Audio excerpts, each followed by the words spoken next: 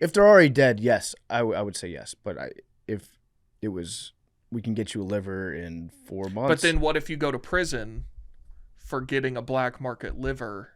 Is it illegal to buy one? Huh? Oh yeah. Yeah. I don't know. I've never tried to get a liver. Why y'all talking? I mean, damn, sorry. Oh yeah. All the laws. Is it illegal to buy a murdered person's liver off the dark web? I don't. The guy that gave me the card told me to ask no questions. I don't know if they're murdered. I don't know that they're murdered. I was offered a liver. I need a liver. I live in America.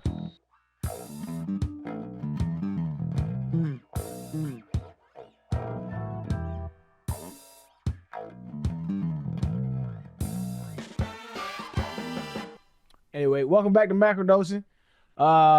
Today is Thursday, January 23rd, and Eric is preoccupied reading something, so I'm doing the intro.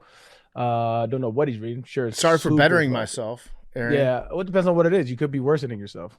I am worsening myself. Yes. What is it? What are you reading? I'm back in on reading. I was just gonna post about playing werewolf. Oh, you about to tweet. Okay, you were delaying the start of the podcast. Post. Tweet. I was Promoting other projects. I was posting. Pop. Yeah, no, I have decided to read more in 2025. I got a book. Shout out Ryan Russillo sent me a biography of Napoleon, and it's been sitting on my shelf for, I don't know, like 9 months. A hero of yours. This thing, who, Ryan Russillo? Yeah. No, Napoleon.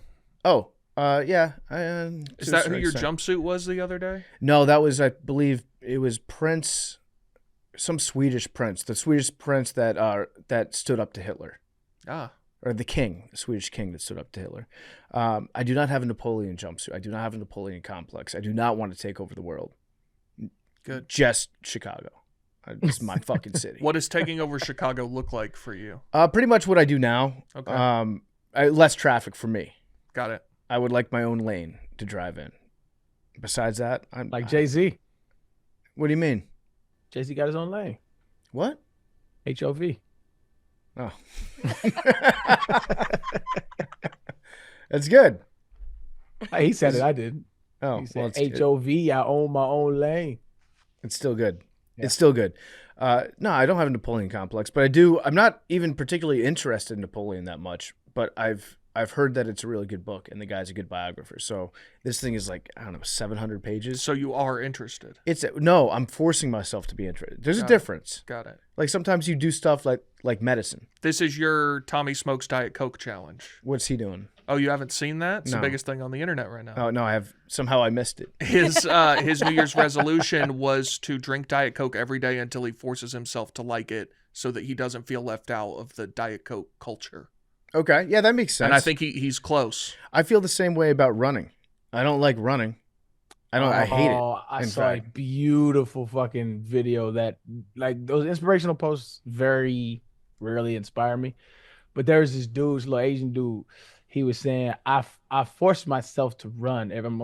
I'm butchering what he said, but he said it beautifully. He basically said, I forced myself to run every single day. And it's because I am entering in a contract with myself that's not negotiable. He said, I don't get to negotiate with myself, and it allows me to, and he lists all the positive benefits that it has. And he's like, I don't care. He said, it makes me wake up earlier.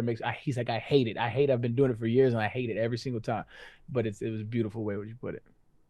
Yeah, it's if you do something enough, you can't force yourself to like it. I still don't really like running, but I feel like if there's something that I'm very resistant to, in terms of like discomfort or growing, growing, then I will. It's probably something that's good for me, so I try to lean into it. So I'm not that interested in Napoleon. I know a lot of people who are, and I also trust Ryan Russillo. He is one of my heroes. You're right, Arian. And he recommended this book, so I'm going to try to read it after the Super Bowl. I say I'm going to do everything after the Super Bowl. That's just like I can put everything off till then. So that's what I'm doing this year. So tell me something interesting about Napoleon to get me excited about him if you're listening to this. But this episode of Macrodosing is brought to you by Game Time. We love getting out to live events. If it's a concert, a football game, comedy show, or college basketball season. Big T, big matchup coming this week. Houston at Kansas, at the Fog. Great arena. Bucket list. I've never been. Wanted to go when we played there a few years ago, but I didn't make it. I was looking at Kansas UNC tickets and how expensive they were. I think they were like $1,000 or more. crazy, but they love college basketball in Kansas. They do. How much are these tickets? I can get you into the matchup between Houston and Kansas. It's a top 10 or it's a top 12 matchup. Mm-hmm. $117. That's I a can great get you deal. into Fog Island Fieldhouse. I would say 2 programs with national title aspirations. Yeah, they each have aspirations. But two good programs. That's a good deal. Check it out in Game Time. They've got a Game Time picks feature, which makes it easier than ever to get to a game.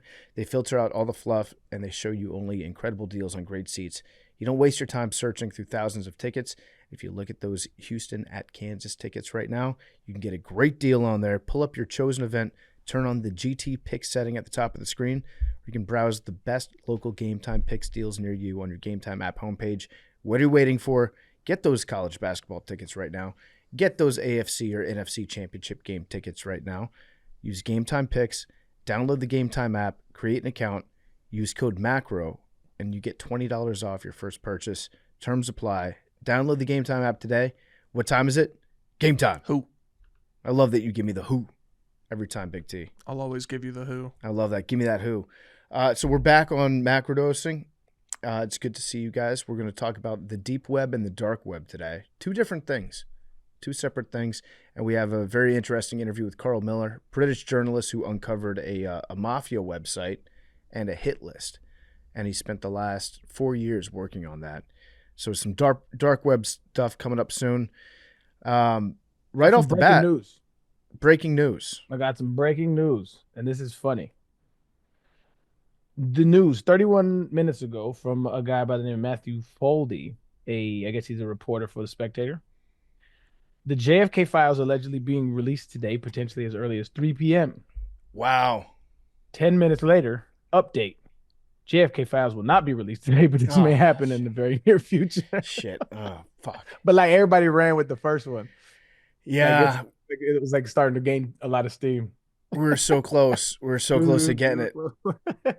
I can't wait to read those. I can't wait to dive. We're gonna have to do a special episode on that. I can't a whole believe bunch that of was redacted shit. Everything's gonna be redacted. Yeah, it'll be the whole page. I can't believe that was a day 3 thing. Yeah. We're already working on that. I feel like we have some more things to fix before we. I thought he said day 1. I was unaware of that. I just knew he said he was gonna release them eventually. I think he said day 1 price of eggs.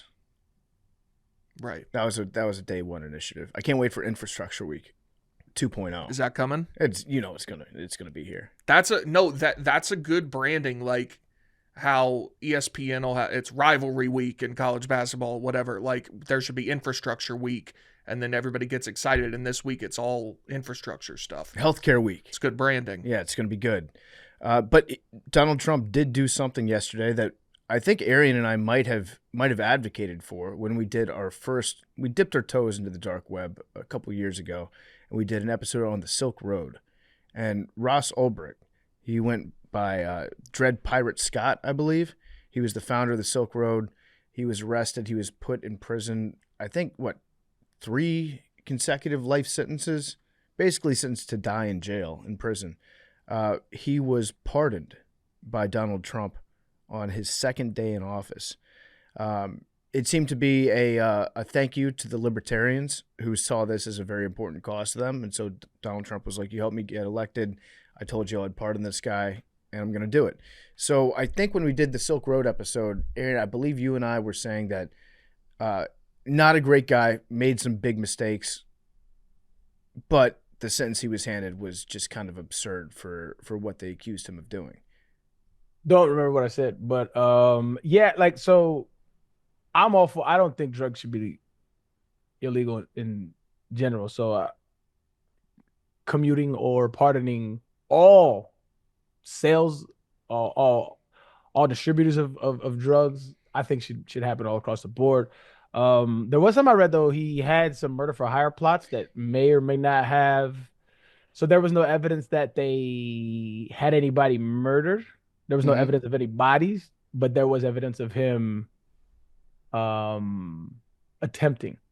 Yeah, I think there was evidence of like staged murder scenes, and they got back in touch with him and said, this guy's dead now. So that bad guy should not have done that. I need to go back and dig into what happened with the murder for hire stuff, because I do think that was like towing the line of entrapment. Mm-hmm.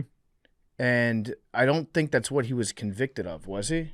That was part of it. Yeah. He I was think convicted of murder for hire.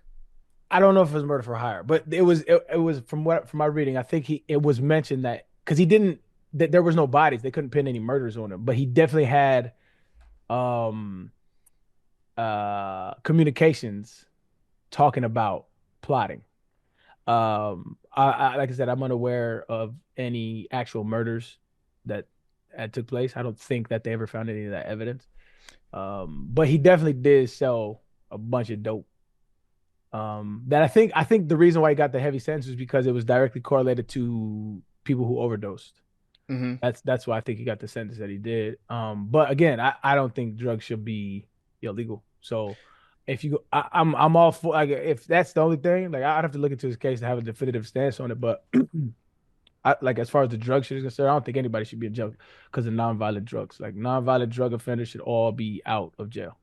So he was I believe at one point charged with the murder for hire things, but those charges were withdrawn because they couldn't prove them because there was some weird shit that went on with the investigation. So that's not he was not pardoned for murder for hire.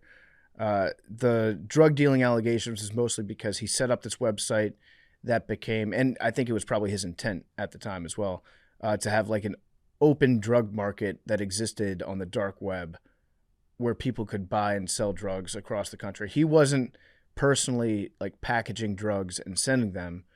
He was running the website that was enabling all this drug deal, like all the drug dealing to happen. And so to get all those life sentences, I thought at the time was a little bit heavy-handed, and he probably should not have to die in prison because of it. So yeah, he has been pardoned, not just commuted. The sentence was pardoned by Trump on his second day in office. So crazy stuff right off the bat. Yeah. We've also, yep. I was gonna say another thing that he did that I like, but I don't like for the ramifications, but I do like the start of it. He initiated this thing called the Stargate. Like it's an Stargate is an AI initiative where they're gonna put $500 billion into like AI technology and advancement. They want to get ahead of well, they're already behind, but they want to try to start getting ahead of the curve of AI because it's going to be a part of our lives. There's ramifications that come from this that I don't like, that I don't think that they're willing to address. He did it because they said initially it's gonna give like 100,000 jobs, right? They're gonna build a whole bunch of data centers. I think they have some already in Texas, and I think they're gonna continue to build out the infrastructure for it. I think that's great. I love investing in technology. What was the dude's name we were talking about before the pod? You said Larry Ellison. Larry Ellison. Larry Ellison was then talking about when he's introducing Larry Ellison was talking about potential benefits of AI in healthcare and how they're going to start using AI to screen for diseases. And he talked about possible mRNA vaccination for cancers, which I'm all in favor for. Which vaccinations and modern medicine has exponentially increased our living standards and our life expectancy as a human race. So I'm all for like anything that advances that. The drawback of that, of anything using AI to do all this stuff, is people are going to be out of jobs. Obviously people are going to be replaced by a lot of this technology. The other thing is there is a lot of emissions in a lot of these data centers that is cast off that is going to contribute to climate change. And I don't think like this administration doesn't even really recognize climate change as an issue. And so while I like the initiative to build, and I think that was a lot of Joe Biden's hesitancy in kind of being in the front of a lot of this AI technology, is because in order to build it, the data centers, like all of the infrastructure, you have to balance it with carbon emissions, and that was I think a lot of the hesitancy there.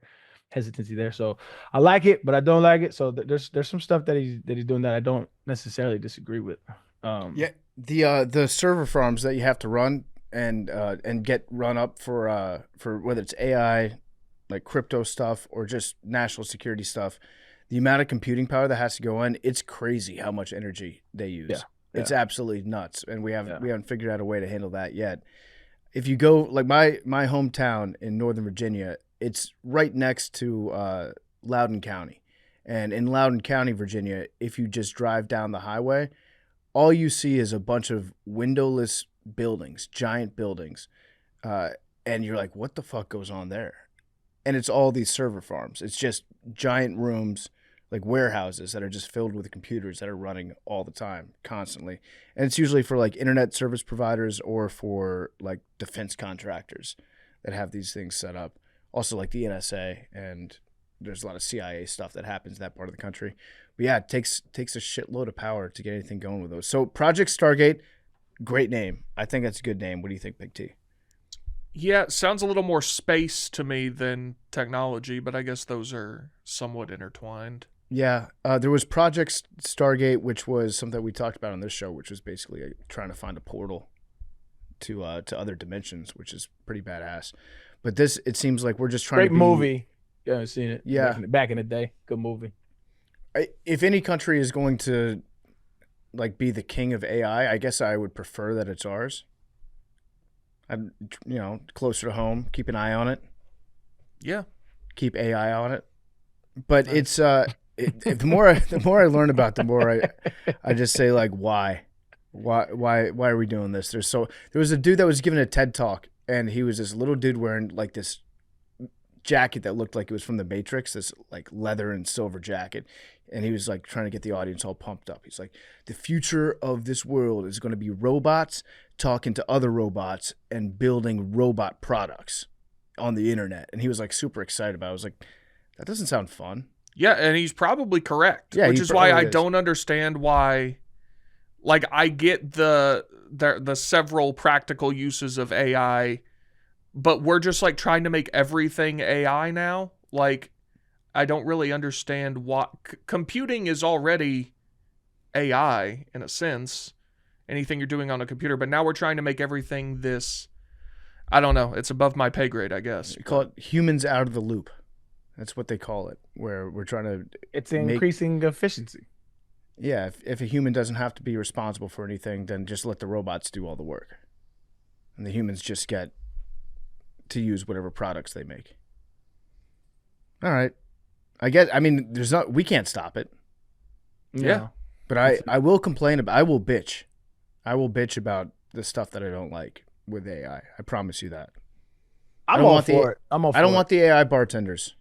My end goal is to be an interstellar species, and this is the start of it. It has to be. We have to integrate with technology, and this is just the start of it. Why?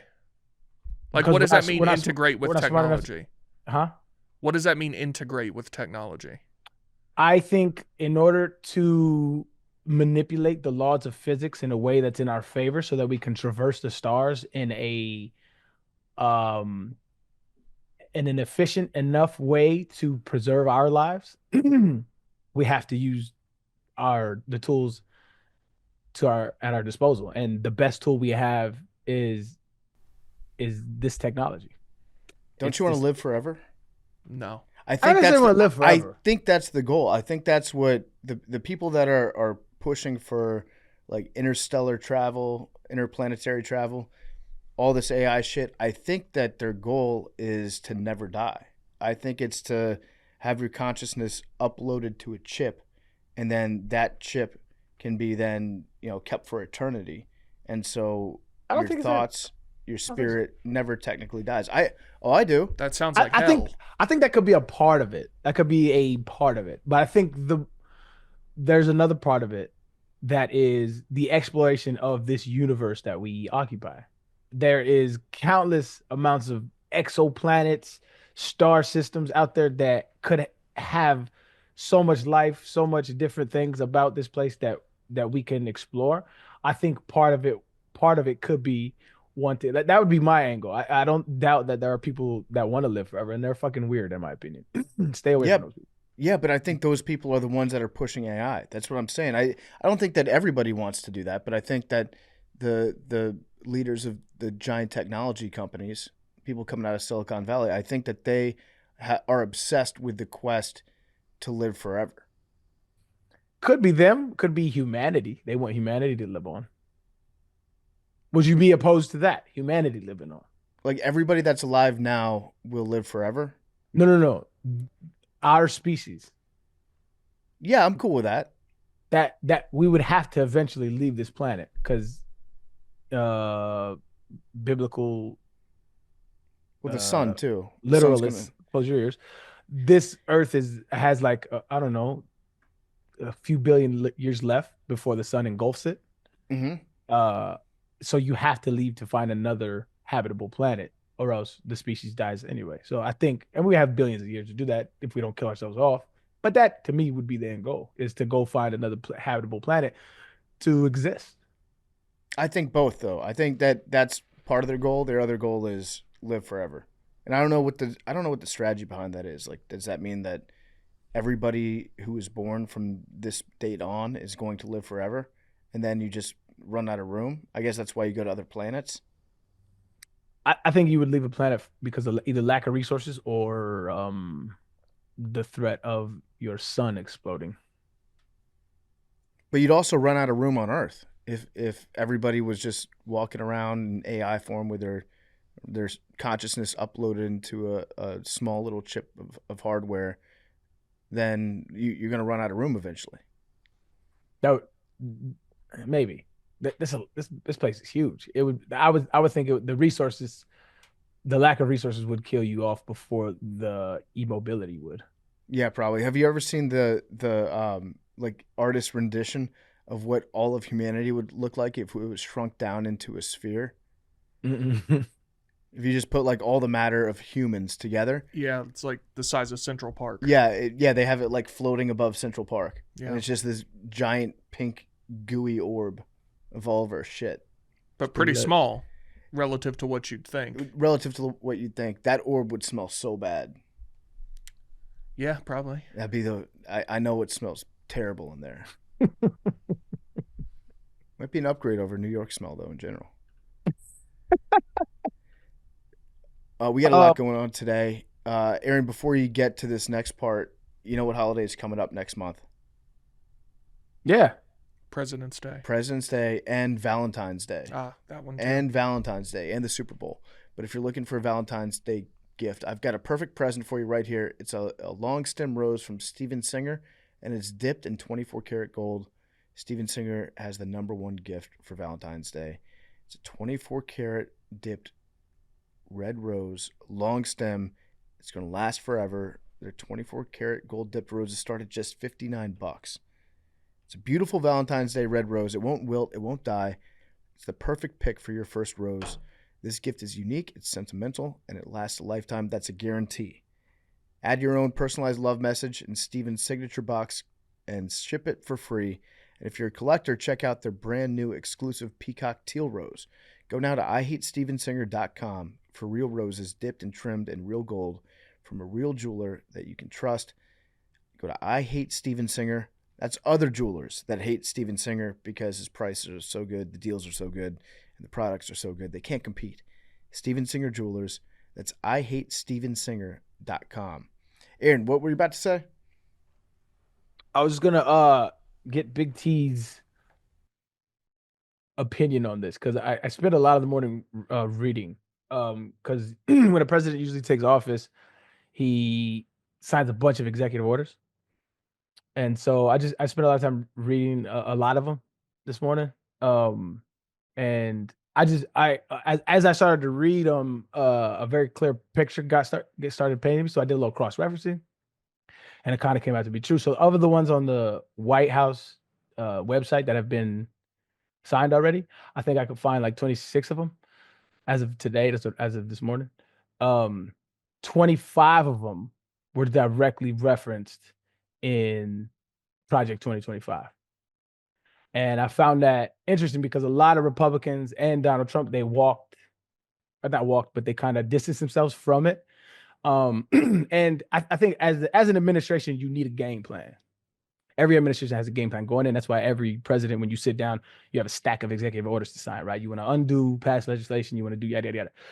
And so the one that didn't, which one was it? I wrote it down. Uh the one that didn't, I'll get back to it, but um I just the correlation between Project 2025 and the plan that he's clearly implementing at this point, do you find it at all, I guess, because a lot of it became like, oh, that's just the Democrats' boogeyman, which I had no feeling about because there was no way to tell. But a lot of what the Heritage Foundation does is they lobby and they back a lot of these conservative congressional folks. And so, but as these are starting to get implemented, I see there's a very clear picture being painted, and it's directly referenced in this project. I was wondering if you had any kind of feeling or thought or care about that. Care? No. So Project 2025 was a wish list from a conservative think tank group of what they would want like a Republican administration to do. Then a Republican becomes president and he's doing some of those things. I don't find that interesting in the slightest. Oh, okay.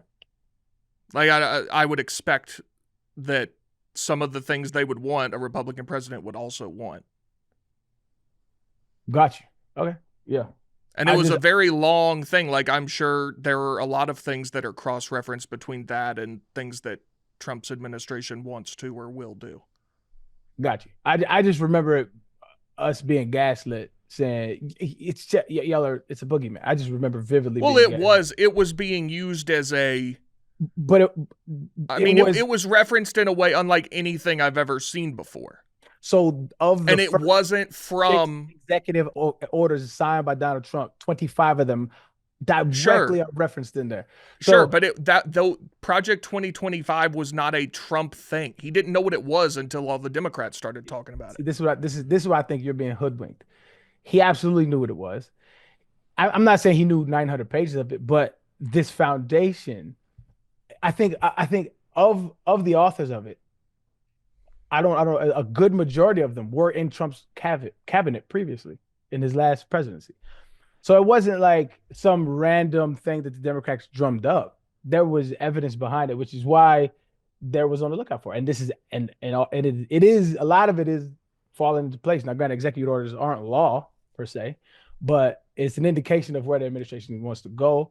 And Trump has the House and the Senate and the court. So I think there's two separate issues. Like I said, I am not surprised or interested in the fact that a Republican think tank's wish list has had some of its wishes granted by a Republican president, but also that thing, like it was from an organization that whether you can say Trump knew about it, didn't know about it, knew the people drafting it, didn't, it wasn't him. So, and the Democrats used that in a, like they said, Trump drafted this and wrote it and is gonna. Nobody said that. Maybe not verbatim, but that was the implication. I heard about it. Like, so the order that it went in, it was just out there for like 8 months, or I don't know the exact time. It was out there for a long time, and then people on TikTok started to talk about it after like 8 or 9 months, and then after that, that's when Democrats in office were like, oh, there's people on TikTok talking about this talking point that I can use. Then the Democrats started to vocalize it more, but it had been out there for a long time. I think he probably knew about it. I mean, he knows the Heritage Foundation. Everybody knows the Heritage Foundation. They're like the most well-connected think tank on the right. There was also a ton of stuff that was being flagrantly misrepresented about it, and just out and out falsehoods. Like, such as? I mean, I'll try to find you some of, I don't remember exactly what some people were saying, but like that they're gonna, women's rights are being taken away, this, that, and the other. Okay. That's not, it is literally true. By what standard? Ask the woman in the room with you. Okay. If they have a body growing in them, they do not have a right to do with their body. With that's a right that's being taken from them. That's literally a right being taken from them. Okay. They just took down a website too. Did you see that on TikTok? It was basically like the government, like where you could find all your information about reproductive rights and stuff like that, and they like took it down just the other day. But that's just something I saw on TikTok. So Trump administration removes reproductive rights website. Yeah. Reproductiverights.gov, a Yeah. key resource Yes. for women seeking information about reproductive health and abortion rights, was seemingly taken down just hours after President Donald Trump assumed office. This site, launched in 2022 by the Department of Health and Human Services as part of a public awareness program, offered a Know Your Rights fact sheet and detailed guidance on accessing abortion care. Yep. So I would expect that to happen Why? because that administration is not in favor of abortion. They're not going to have a government website dedicated to telling you right. where So you can now get an women have abortion. nowhere But so to go. like that does that's not. It's legal in most of the states in America. But How are you taking gonna down that find what website, state? but taking down that website doesn't make me feel safer about that. I can't control whether you feel safer about it or not. Okay, but you can you acknowledge the fact that Empathize? can you empathize with that at all or no? Well, I suppose, but that's not a right being taken away. Them taking down a website that directs you to. No, I wasn't saying We're it not was. saying it's a right. We're saying just that these fact that these they did steps it. being taken aren't making me Helping. feel like I'm getting taken care of here. I can't control that Well, okay. for you. Okay. Well. That's just my opinion on it. I guess you have your opinion on it. I have mine. In other government website news, do you guys remember that whitehouse.com used to be a porn site? No. No. And whitehouse.gov was not? Yeah, growing up, when I was in high school, whitehouse.com was just porn. And so Was it really?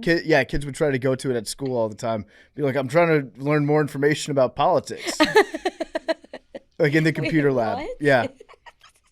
Yeah, whitehouse.com. They squatted on that. I don't know if it still is or not. Okay. No, I just went. It's just it has a couple like tidbits. It's been bought. You can tell. they probably sold that for Will Trump raise tariffs to China? It's just so like now it the is wicked- now it is politics. Yeah. That's hilarious. Yeah, that's a great buy by whoever Yeah, put those in. seriously. But yeah, we would go there in the school computer lab and be like, oh no, I can't believe that this is there. How did this get How did this get there? Oh man, I just wanted to know more about the executive branch. I was interested to know what. The executive branch. Yeah, I want to know where the Lincoln bedroom is and what paintings are on the wall there. Some giant tits. That's what they had on the wall there. What else we got to get into today? Big T mentioned this in the sheet that this is from the Daily Mail. Don't know how accurate that source is. I've seen a lot of bullshit from them. But Kamala might be dumping Doug Imhoff No way. because she blames him for losing the election. No, she doesn't. So in other words, sound like Cap. she's- But are they married?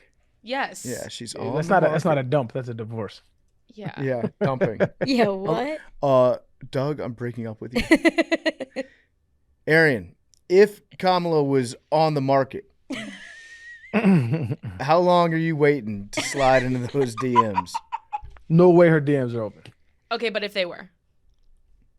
If we happen to meet, because she's an avid listener of the pod, so if we happen, Right. if she slide into mine, I might have to Link you up. know, that the former first lady might get a date or two. You know, The freakishly long arms don't Does she have freakishly large arms? there was a photo posted by, I think it's like the Democrats from, and it said, I don't know if it was a scheduled post, like they thought she won or something, but Oh, it no. was from the other day. It said history made, and it was her in front of some painting in the White House, and they very clearly just photoshopped her arm to be like 9 feet long, and nobody knows why. I think it was an angle Huh. thing. I think it was angles. I don't think that she's got the wingspan of like Will Anderson. John Michael Gruden, There's no Phelps. angle that makes your arm. Go look at the picture. John Gruden saw it and was like, yeah, listen, look at that wingspan. Bill Belichick, Yeah. binoculars meme. Yeah, does she play linebacker? There is no angle that makes her arm hang down to her knees. The only thing that it might be is send if that you to the do chat. if you do one of those forced perspective things where you zoom out, sometimes things that are closer to the camera get a lot bigger. Not that I'd know. No, it is a thing. Like I think if you go like negative zoom, it distorts the length. I'm gonna do an experiment right now with you, Big T. I'm gonna go negative zoom on you. Negative zoom. Yeah, your arm looks very long. Look at that. That's the length of my arm. No, do what you just did again. But have it a little bit towards the camera, just a little bit. No, just a little. No, not falling for that. No, Big T, keep it down low. I'm being honest. Keep it down low and bring it like just out like 20 degrees, a little bit more. No more. I was being honest, but yeah, I don't know. That's a crazy picture of her. But yeah, Arian, Kamala might be single. Maybe, man. We'll see. Why would she blame Doug on losing the election? I don't think she is. I think he seems very. I don't know that he's a role model men in America want to aspire to. Him or Tim Walz. Why not? That might just be your opinion. I think that's a you thing. Yeah. I don't think so. Well, in terms of, first of all, he like impregnated his nanny. He's like a bad dude, but then he's also just really. I think he comes off pretty weird. I think that's a sentiment shared by a lot of people. I think Again, he's just genuine. And again, Tim Walz? you voted for Trump. Like, I don't know what you want me to fucking say to you. Yeah, I think you guys are lashing out at me. I've seen that said by a lot of people about Doug Emhoff. Also, he's like a bad guy personally. Right, but he's not a convicted felon, is he? I don't think that's really. You It asked doesn't why. count, You asked why Mackenzie. she would blame Sorry, him for sorry. losing the election. I don't think that's the I was- reason why. I don't think people are like, oh yeah, Doug Emhoff is why I'm not voting for Kamala. I've never heard that as a Maybe talking not. point I'd be ever. shocked if not one person in America thought that. I'm sure one I person also does think think it's that. the Daily Mail, which is like a shitty. I was answering PFT's question. Okay. Yeah, I don't know if listen, Doug's personal life, I don't know what he has or has not done. It doesn't sound like he's a great role model if he did impregnate a nanny. But in terms of No.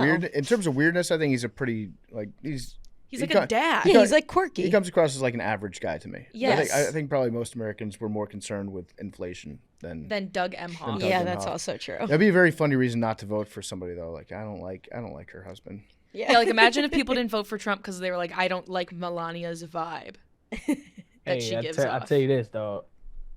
Politics aside, Melania could dress like a motherfucker. I don't know if she has a stylist, but sure she she does. be putting that shit She together, must. dog. Like I know I seen a lot of the spy memes for her inaugurations fit, but that shit was fly to me, dog. I fucked with it. Yeah. Yeah. And she always be dressing fly, in my opinion. But she's a model. Yeah. Former model. Yeah. Good- She also could be. looks good when she's not dressed. Bonk. She does. Just a fact. Like there are photos out there of her where she's not wearing any clothes at all. Bonk. That's your first lady. Are there really? WhiteHouse.com. Yeah. I thought she was like just like I thought it was like soft core shit like you know Yeah. some bikinis and shit. She has actually nude pics. I ain't never seen them. I have not seen her nipples, but there are pictures where she's modeling not wearing clothes. I don't think it's like pornographic. It's more like art, fashion, that sort of thing. But yeah, listen, red-blooded American male over here. She's a good-looking lady. Lock me up if that's a crime. All right, you guys want to talk about the deep web, dark web? I do this last political shit. I want to get Big T's opinion on this. I'm sure you heard a story about Trump in a church, and there was a lady asking for there's a bishop, and she asked for what did she say? Mercy.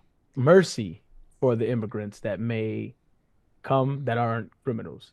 And like he said, you know, he kind of said that base is basically saying don't make church political, which was That's not all she said, and you know that. She said there are LGBT people, there Right. are They trans were people very that- pointed comments. Yeah, she said, Mr. President. What comments do you deem out of pocket? No, she didn't say whatever she wants. I don't care. No. Because there's very specific claims from the base that are astounding to me from purported Christians. That is, I just want to get your opinion on it, because you're my de facto conservative to go to about this. So what are you asking? What did she say that was out of pocket? Because Trump didn't like what she said, the base didn't like what she said, and it leads me to believe they've never actually read Jesus Christ's words. It's very clear. Well, He paints a very clear picture in the Bible that I do not purport to be very accurate. They should have never sent Trump to that church. He should have been much more. He and Vance shouldn't have been so clearly. Like, this is a non-story if they just sit there. But I mean, she was very clearly sending a political message. It was not that was shrouded in theology. What part of her statement? This is I'm not trying to make you the representative of Christianity. I haven't listened to exactly what she said. So how are you against it? I didn't say I was against it. I said she can say whatever she wants. But you neither agree nor disagree with what she said. I just don't really care. Do you care that a president who purports to be Christian? Well, he's not. I mean, nobody thinks that. But this is I guess this is my biggest, because I'm not nowhere near Christian, right? But I have read Jesus' words. I love the message that Jesus gives, right? I like to think that I exude that, right? And may we all fall short of the glory of God, but I think that what he says is pertinent to having a loving, caring society. What blows my mind is Trump's base is saying that she somehow stepped out of line. And I'm like, if Jesus didn't do one thing, what he did do was talk about the poor, the disenfranchised, and the hungry. And I don't understand what she said that was so bad. And I have yet to see an answer. All they say is she made it political.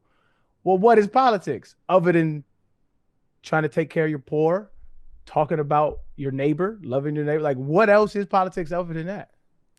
So I've seen a very small clip of what she said. I don't know exactly all of what she said. From what I've seen, I think Trump shouldn't have gone to that church. Somebody should have looked into her politics first. Once he went to the church, he should have just sat there and not said anything about it. But I do think it was a national prayer of, the new administration, whatever. I don't know exactly what the event was, but she had an opportunity to send a message that was, we're praying for unity in the country. We want this country to be good for everybody that lives in it. And instead took that, and it seems, from what I've seen, made very overt left-wing political messaging, which she knew would garner a reaction. I don't mean this to be disrespectful. This is a genuine critique of you. I don't think you have read the words of Jesus Christ. I honestly don't think you have, bro. Because it sounds to me like a lot of the right's criticism is directly in contradiction with what that man said in that book. It is fascinating to me. Let me go watch what she said, and then I'll answer your question. All right, do that. My answer is I don't care, and I think it's a non-issue. The reason why I think it's an issue is because we claim to be a Christian nation. A lot of people in this nation do, right? And it's very apparent to me day after day how many people don't read that book, but they use that book and they weaponize that book. How many governors and legislators are saying we need to bring the Bible back in schools, shit like that, right? But they don't read it. I don't understand. I'm genuinely confused. If someone could point me in the direction of clarity, and point to me the passage, because I have read Jesus' words. I'm an atheist.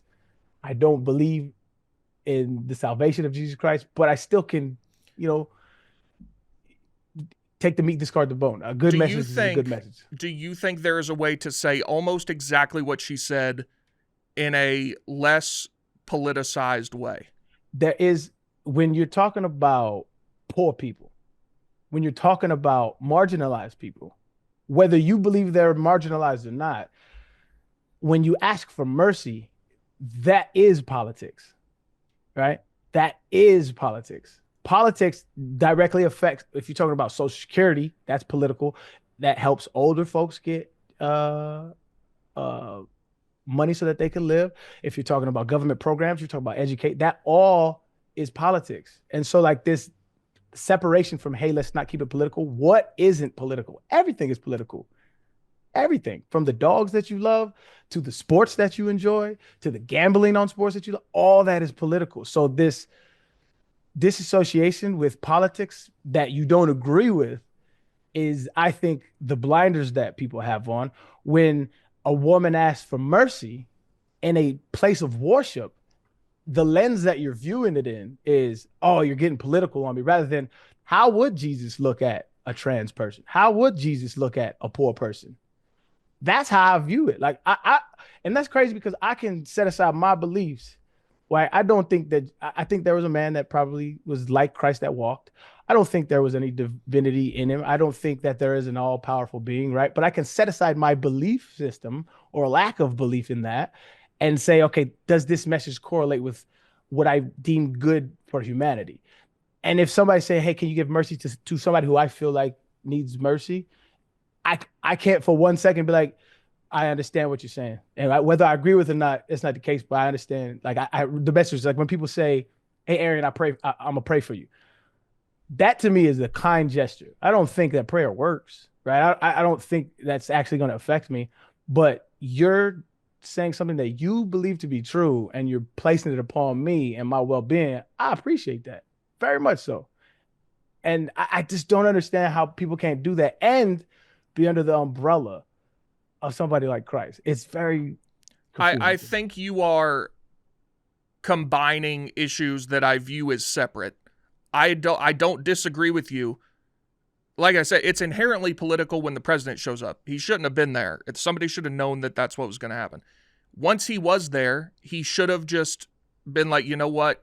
Yeah, that's great. And he should have sat there and never said another word about it. And yes, there are biblical principles. You can find anything you want in the Bible. But yes, Jesus said, everyone, what you do unto the least of these, you do unto me. You should love everyone as your neighbor as yourself.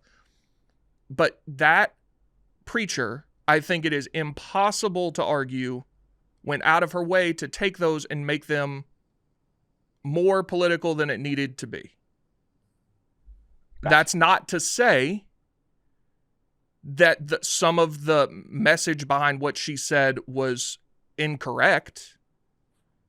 But I think you're kidding yourself if you think that that was not a pointed. And I mean, she's been on every political show in America since then. I think she wanted to make a political statement far more than a biblical statement. All right. I have heard you out. So if she had said, we need to love our neighbors, protect our neighbors, there have been people that have been killed by illegal immigrants. We need to protect them and preserve them as our neighbors. I would be vehemently against a preacher saying that. Okay. All right. That's fair. That's fair. There was supposed to be an ICE raid yesterday in Chicago. There were going to be like 200 people that were going to fan out through Chicago, but they postponed it because the news got leaked. And so they're going to save it until they have like the element of surprise. I don't know where they're going to go, but yeah, that was something that was supposed to happen here yesterday. I don't know if they were going to go to the shelters that have been set up, because I know that that's been like a hot point of conversation in Chicago for the last couple of years. But yeah, I don't know if they're going to go to like schools or neighborhoods or what, but I guess we'll find out what happens, what their plans are. But yeah, I guess somebody inside ICE, I guess, leaked it, and then it got reported on. They're like, yeah, we can't do that anymore. They want a pop quiz. It's football playoff time, and ordering Pardon My Cheesesteak for your game day meal or late night eats is the best play call you can make. Pardon My Cheesesteak brings you awesome cheesesteaks and loaded fries delivered right to your doorstep, and will be offering free delivery throughout the remainder of football season through the big game. Take your pick of our delicious cheesesteaks made with fresh, thinly sliced steak, melted provolone, mouth-watering cheese sauce, and caramelized onions on a toasted hoagie roll. We have classic cheesesteaks, chipotle cheesesteaks, chicken cheesesteaks, buffalo chicken cheesesteaks, and many, many more. You can order the popular Big Cat combo and get your cheesesteak of choice, fries, and a drink. Find a Pardon My Cheesesteak near you or order yours at pardonmycheesesteak.com. Use code AWL for free delivery. So, we're going to get into some deep web, dark web shit. And then we're going to do an interview with Carl Miller, who spent years investigating a hitman for hire ring on the dark web. And he's got some wild stories behind the scenes on that. So the deep web is different from the dark web. Did you guys know that? Deep web, I'd always thought like deep web, dark web kind of synonymous, but the deep web is just anything online that's behind a password. So like your email, deep web. If you work on a network in your office, you're accessing the deep web every time you log on to there, it's very different from the dark web. So the deep web, anything that's password protected. So you got X.com, the everything app. You've got Facebook, Instagram. You've got your email, all that shit. That's deep web. Also unindexed web databases, resources, servers that store data that's inaccessible to the public. That's deep web. Any like sort of marketing databases, that would be deep web. Academic content. So if you've ever tried to like read a research paper and it's like you have to have a password to log in to read it, that's technically deep web, which is like, it's a sinister sounding name. It's like a very cool sounding name for something that everybody uses. And every time I've seen the meme where it's the iceberg and it's like you only see 1% of the internet on a day-to-day basis, it makes you think like, oh shit, there's like a lot of bad, like the internet's already pretty bad. There's a lot of really bad stuff out there online. But that really just means that most of the internet is behind like either a paywall or behind a password. And that kind of makes sense when you think about it because of all the data that gets sent back and forth and stored and the email and all that shit. So when you see like 1%, it just really means the internet that's accessible to everyone at any given time in countries that allow it. So my introduction to the dark web, I had no idea that wasn't even a thing, right? And so I was at this like health retreat, and it was a whole bunch of us staying in the place, having a good time. And there's this dude in there, and he was like, "Yo, have you heard of the dark web?" And I was like, "No, what's that?" And he's like, "You don't know what the dark web is?" And I was like, "Nah." He's like, "Ooh," he's like, "There's all kinds of stuff in there." Like, he made it seem kind of like intriguing, and he was like, "Yeah," he's like, "It's not like this place. It's like a different service. Like you just go to these websites." And I was like, "What's a website?" He's like, "Okay." And he told me to type in PEDO world. And at the time, I wasn't, I just didn't draw the correlation to what it was, PEDO. And I was like, it just didn't click for me because I had never been introduced to this side of the internet before. This is like 2014, 15. You thought you were buying steroids. You thought I thought it was like, like old E-Bombs world. I thought it was going to be some shit like that, fight videos, some shit like that. I thought it was going to be like shit like that. And right before I pressed enter, he's like, no, what the fuck are you doing? I was like, you told me to type this. What are you doing? He's like, no, you look at it. I was like, I'm Pedo World. He said, Peter. I was like, oh shit, what the fuck did you have? I got hot at it. I was like, no, you was about to have me. I just didn't connect it of what he was saying. And I don't know how he knew that site. Now that I'm thinking about it, that's even crazier. Yeah. But he was telling me how that there's like this entirely different world where he started talking about VPN. I didn't know what a VPN was. I didn't know none of this shit. That was my introduction to this entire side of the internet that I had no idea existed. It's a classic prank. Just busting balls. Imagine arguing that in front of a judge. You bring him in as like a witness. Your Honor, I was just fucking with him. I'm sorry. I wonder if that's the crazy part. In what world he like? Why did he tell me to do that, dog? Like it's crazy. Good friend telling you to stop before you enter. I'm glad he did. Glad he did. E-Bombs World. That was a great website. It was like the first World Star. Yeah, just fight videos, skateboarding videos. Yeah, people doing weird shit. Yeah. Yeah, that's Web 1.0 shit. What else was back in Web 1.0? Like the greatest internet sites back then. I had a porn site that I Addicting used to go games. to that is no longer operable. That I recently checked on. Actually, about a month ago, I checked. It's not there anymore. It was called Picka. Picka. Picka. And then they had like pick a booby, pick a ass, you know what I mean? They had a different ones you can go into, but it was like pick a whatever you want, and then you could just sit there like at the menu. But yeah, it's gone. RIP. What happens to websites when they die? What happens to all the content that was on there? Does it go away forever? I know there's Web Archive, but I know that doesn't include a lot of the actual like downloadable content. Like one day is all this. That is a thing, like link rot, and it happens sometimes on Wikipedia where you click on something to go to the link for the source, and it's no longer there, and you're like, well, what? So Web Where's all Archive this is that content like go? it keeps a database of everything that was on a site that day or something like that? How does that work? Yeah, so it saves it throughout different periods. So maybe like once every couple weeks, or maybe in some cases every day, in some cases a couple times a year. And so you can go back and look at that website, what it looked like at any given time. Oh, maybe, you know what? If I use the Wayback Machine, the Web Archive, maybe it has whitehouse.com on it from like, Sure it the would. late 90s. Let me just see. All Business Pete, please log off. Watch You it. had a light bulb moment in your head that I'm surprised it took this long. I was like, I feel like he's gonna pull this up immediately. Yeah, this is just for experimentation Right. purposes, Yeah. just Web for the show. Wayback. So how do I use it here? Web. I go to web, HTTPS, whitehouse.com. Bring me back. Oh wait, no, that's the save. I don't know how to use this shit. How do I use it? I think the top right corner says search. Okay, gotcha. Search archived websites. Whitehouse.com. Let's see what comes up here. Oh yeah. Just took me back to the main page. This is Pete. This is All Business Pete that's doing that to me right now. Oh, here's the Wayback Machine. Let's see. About the Internet Archive. 835 billion web pages. 44 million books and texts. 15 million audio recordings include 250,000 live concerts. That's crazy. I like that they included live concerts on there. All right, I can't find it. It's probably for the best that I can't find it. I'll be honest. Probably not the best thing to access at work.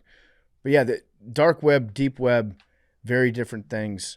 The dark web uses the Tor network, which was developed by the United States government. It was a DARPA project, and it was developed in part by the Navy. And basically, it's like an anonymous way to browse the internet. So that's how you get to the dark web.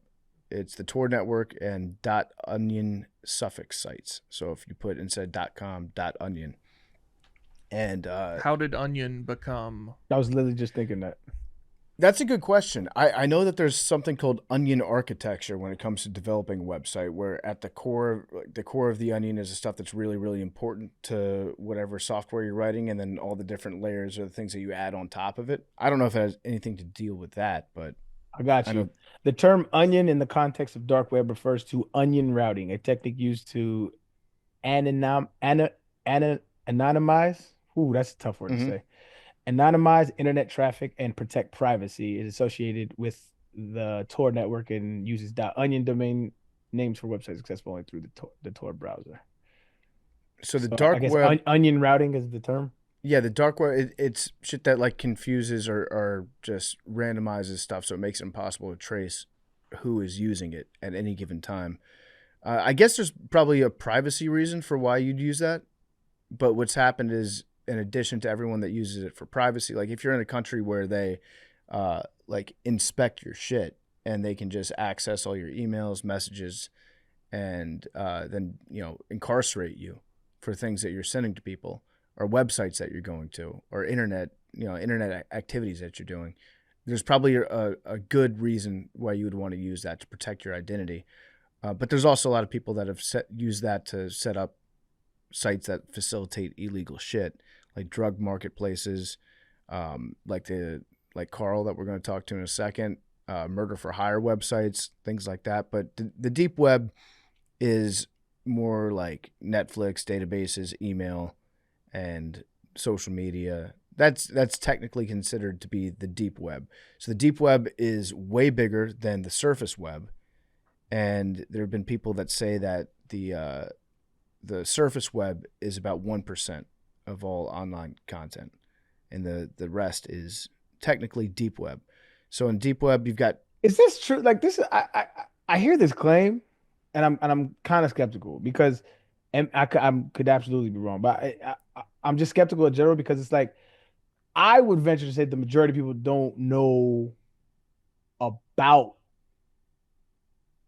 deeper stuff in. No, but like, that's what I'm saying. Like deep web is anything that's behind a password. Anything. Dark web is different from deep web. Dark web is the Tor shit, the onion stuff. That's dark web. Deep web is a term that just means anything that, like, if you go behind to a paywall, stuff like that. Yeah, if you go to Gotcha. your computer, if you go to a computer in your local library and it doesn't have any of your information stored on it, how much of the internet can you see just by typing shit into Google, typing into your browser, as opposed to people who log into their emails, access old emails, log into Netflix, which has, I don't know how many hours and hours and hours of Gotcha. data that's stored as videos. But they say that there's an estimated 550 billion documents that are hosted on the deep web, and there's 1 billion documents that are hosted on the surface web. So the average monthly traffic that's received by the deep web is only 50% more than surface websites. But there's a lot more shit there. Gotcha. Yeah. So the deep web, the term was invented in 2001 by a scientist named Michael K. Bergman in the Journal of Electronic Publishing. And he talks about the invisible web, which was the original term for it. Those were websites that weren't registered with search engines. And then he coined the term deep web as he was, I guess, writing this paper. And then a tool called Personal Library Software came out in 1996. And that was like the first search engine. And then AOL bought that in 1998. And then from there you had Google that just took over and dominated everything. I remember when Google came out. What did you use before Google? What was the dog pile? I was an Ask Jeeves man myself. Okay, yeah, I was dog pile. You would ask Jeeves, and he was a butler. And Yeah. you would be like, look up horny singles in my area. And then Jeeves would stand there with his tray, and then it would take you to a list of websites that you could go to. I actually didn't search for that. It was mostly like, can you find a cheesesteak place in Northern Virginia? You could say the first AI chatbot. Yeah, it was Jeeves. Yeah. I wonder what Jeeves is up to. Is ask.com even a thing anymore? Was that the Is that what domain? it's called? Yeah, it was ask.com. It's still up. It's still up. Just scraping by. It's not Ask Jeeves. I will say it's Nobody up, asks me much these days. Yeah. but the last editorial feature is 10 best documentaries of 2022 so far. Yeah, so nobody's updating that shit Yeah. anymore. Damn. Yeah, Jeeves is lonely as fuck. It says, okay, so news, in their news thing, it says big stories. So this is what's trending. And it's 2022 mutual aid funds. Britain mourns the death of Queen Elizabeth. Damn. This looks like a fake website. In And what way? none of the, go to it. It just looks, and none of the stories have authors. I think they just made a fake website and stuck it on, and all of the pictures and the stories are very Stock just image. fake. Beyond cats and dogs, famous stars who opt for extraordinary pets. Every story just says by staff writer. The rise of TV binge watching, how it's changing society. They're right on, got their finger on the pulse. Yeah, no, this is fake. I don't know why it's fake, Yeah, this is written by AI chatbots. You're Yeah. right. but it's fake. Yep. Dead internet The theory. psychological effects of binge watching. Yeah, way to go. Exploring By the the way- top food trends shaping culture. A comprehensive guide. The Cronut. Why Google has infiltrated our society. Yeah. It's just filled with a bunch of shit talk about the CEO of Google. Speaking of binge watching, I watched the first episode of Severance season 2. I want to start watching Severance. It's great. You have to watch the entire first Well, yeah. first season, or else you're going to be. It's impossible to just pick up in the middle of it. But the fact that I got to binge Severance season 1 because I got into it a little bit late, and now I have to wait week by week for the episodes to come out. It's very frustrating. Yeah, that shit sucks, man. Give it to me all at once. I like forget we used to do that. Like it's crazy to think that we would wait a week for every episode, Yeah. like on cable. I do that now for Abbott Elementary, and it's like a treat. It's like microdosing TV. It's awesome. I'm give it to me all at once, man. I don't know. Maybe it's bad for, their analytics, but just dump it on me. Pause. Because then you can, then you can choose if you want to wait, you can watch it week by week. Yeah, because like right now I'm in the middle of don't judge me, but I'm in the middle of waiting on these episodes for the Mr. Beast games. Yeah. No, I've heard that's really My good. friend was It's in fucking that. good. It's a real real life Squid Games, and it's entertaining. It really is. My daughter got me into it, and it's entertaining. It is, man. And so no, it comes out every Thursday, so I gotta wait, and it's annoying. Just drop the shit, bro. I agree. That's how America used to be a proper country. Not no more. But yeah, the dark web, that's where all the bullshit goes down. That's the drug deals, that's the illegal websites, that's a lot of very, very scummy shit. It's not illegal to access the dark web. So anyone can do it. You can do it right now. I have not downloaded the Tor browser. I just feel like at some point that's going to put you on a list, right? That seems like something they tell you, but it actually is illegal. Right. Well, a big conspiracy is that that the dark web is a government psyop. Because it was started by the U.S. Navy, DARPA was integral in developing it, and then like the CIA has had involvement in it in the past. There's a lot of people that think that anything that you do on there is actually, when you label something as being like the most secret place on the internet, totally safe, there's somebody that's going to be watching it at any given time, right? So some people really do believe that, but the code is open source, so anyone can take a look at the code and see, are there vulnerabilities here? Is this where it's been accessed by somebody who's not supposed to be accessing it? The NSA did breach the Tor network. Snowden told us that. So they've got people in the government that are taking measures. Now, if you're gonna pardon somebody, Yeah, pardon Snowden. I'm okay with that. I agree. Pardon Yeah. Snowden. Yeah. Let's keep this train rolling. Yeah. So he exposed the fact that the NSA accessed the Tor network, and they're trying to get their tentacles in it and extract data and figure out who's posting what, and trying to make it so the entire operation is less secret. But if the government and the NSA, if they were the ones that were behind Tor all along, why would they need to access it for the first time? You know what I'm saying? So like when it was developed, they would have already built themselves a back door to go in. They wouldn't have had to break in back when Snowden said, hey, just a heads up, they just broke in. Interesting. Yeah. So the Tor project has a blog, and they talked about that. They said that anonymity is based on distributed trust, so observing traffic at one place in the Tor network, even a directory authority, isn't enough to break it. That's what the NSA did. Tor has gone mainstream in the past few years. Its wide diversity of users, civic-minded individuals, ordinary customers to activists, law enforcement, and companies is part of its security. Just learning that somebody visited Tor or Tail's website doesn't tell you whether that person is a journalist, someone concerned that the ISP will learn about her health conditions, or just someone that's pissed off, or someone irked that cat videos are blocked in her location.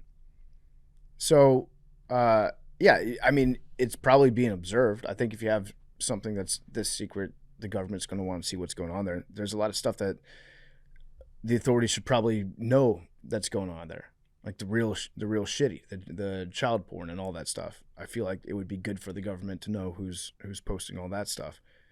Yeah, I'm not tech savvy enough to even play in those waters. You know what I mean? Like I don't know how to protect myself, and I don't want to be involved in none of that shit. That's plus I don't got no criminal activity I want to do anyway, so I'm straight. Yeah, I think playing Valorant and checking my email. I think for normal people, there's no real reason to use the dark web unless you're doing something that you're very, very concerned about people not finding, like extremely concerned about people not finding. Right. So if that's like there's arms dealers, there's drug dealers, there's a marketplace for buying organs, buying body parts. That's great. There's a lot of shit there. And also like your email is probably not as secure as you think that it is. If you give a hacker enough time, they can probably figure out how to get into it. But there are... I have a hypothetical. You find out you need a liver transplant. Somebody comes up to you with a card, says, download this website, don't ask no questions. You can get a liver. Would you do it? Is this after exhausting traditional avenues? You on the wait list and it's not coming anytime soon. Well, and how long's the wait list? Wait list is 1.5 years and you only got 6 months to live. I don't think that I would. I wonder if I'm getting a liver, I want to know where that liver's been. Also, who's putting it in? Yeah, who's putting it in? You can't just walk into a hospital with an extra liver unless it's on One Tree Hill when they had the heart that falls out and gets eaten because by the dog. Yep. I would. What the fuck? No, you got to go watch that clip like right now. It's the most unreal scene you'll ever see on television. What? Dan Scott is waiting on a new heart, and they bring it in like a liquid nitrogen styrofoam box. The doctor trips. Heart falls on the floor, gets eaten by a dog who's for some reason in the hospital. Okay, yeah. Hold on, okay. They got the box that says human organ on it. Hey, yo. It's unreal. Oh, trips. Heart on the floor. Oh, they ran it back too. Slow motion.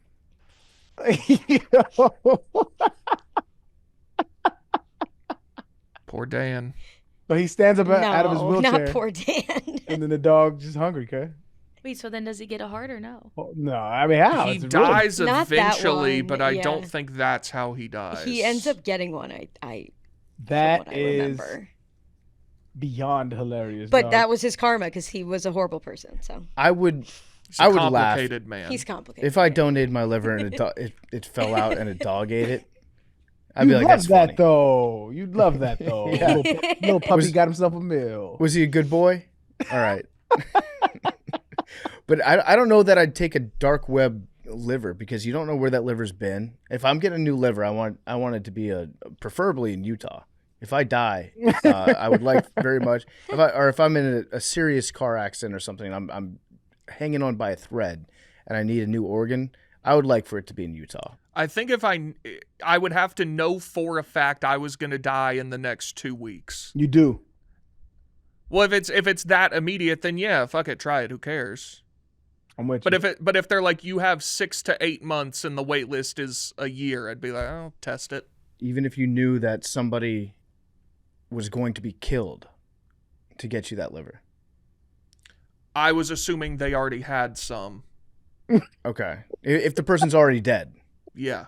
Yeah, if they're already dead, but that would probably be like a 12 or 24 hour thing. It's like we got to get this liver into a new person ASAP. Right. If they're already dead, yes, I would say yes. But if it was, we can get you a liver in 4 months. But then what if you go to prison for getting a black market liver. Is it illegal to buy one? After. Huh? Oh yeah. Yeah. I don't know. I've never tried to get a liver. Why y'all talking? I mean, damn, sorry. Oh yeah. All the laws. Is it illegal to buy a murdered person's liver off the dark web? I don't. The guy that gave me the card told me to ask no questions. I don't know if they're murdered. I don't know that they're murdered. I was offered a liver. I need a liver. I live in America.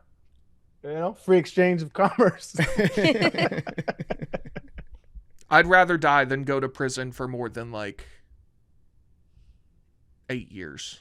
Yeah, you definitely have to leave the country to get the surgery too. Yeah, probably. Or it's Oh, done like in a warehouse somewhere. Like a Jason Street operation. Just all the teen dramas have covered this. What did he need? They went to Mexico.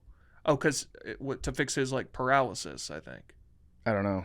You never watch Friday Night Lights? I watched the first 2 episodes. I'm ashamed to say that's one that I missed out on. Oh, you gotta just watch season 1 and then 3 through 5. Skip 2 entirely. Okay, I will. 2 was the writer's strike. It gets bad. Okay, if we're talking kidney, I think I might take a kidney if somebody said you got 4 months, because you can maybe they just knocked the person out and cut their kidney out. You can survive with 1 kidney. Okay. Yeah, I'll burn that bridge when I get there. Standards. Burn? Yeah, it's a phrase.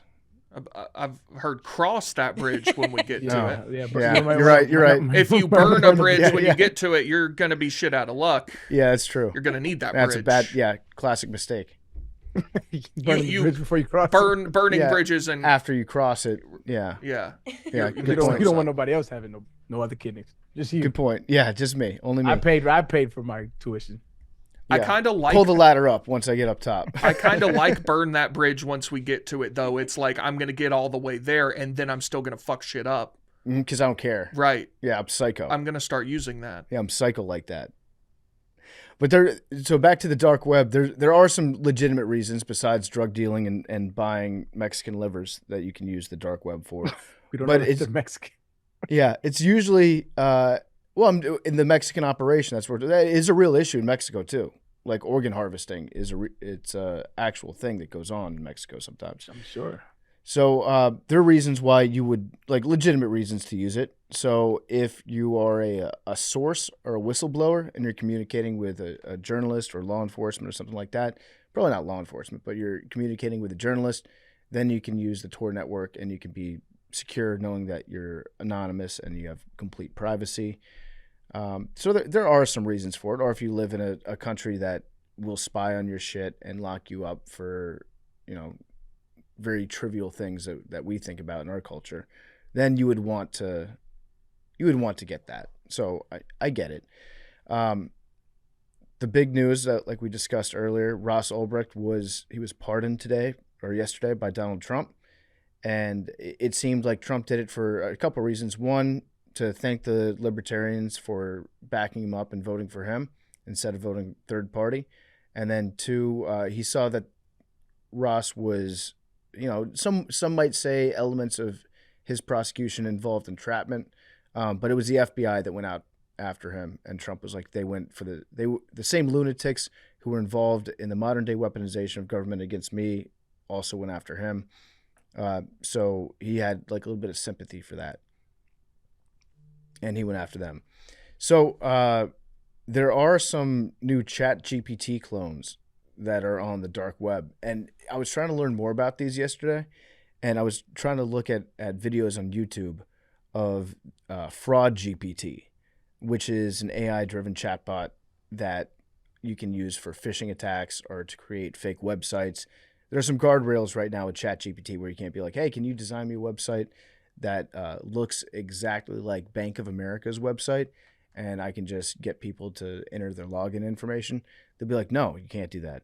But Fraud GPT does not have any of that. And I was trying to find videos about Fraud GPT, and all I found on YouTube, it was just a series of videos that were written and produced by AI, like videos that were produced by ChatGPT about Fraud GPT, and all the comments underneath were all clearly written by chatbots too. I felt like I was in a hall of mirrors. It was fucked up. I was like, this narrator's AI, the script's AI, all these images are AI, all the responses are AI. I felt like I walked into a robot gangbang. I was just standing there in the corner with a mask on, like, what the Yo, fuck is going so on? many of your worldview topics devolve into some kind of porn, bro. Yeah. No, today's been a horny heavy episode. I'll Gotta put my rub hand one up. out before you pod, bro. Not horny today officially. But yeah, the Tor browser gave rise to the Silk Road, where you could just send crypto in exchange for drugs.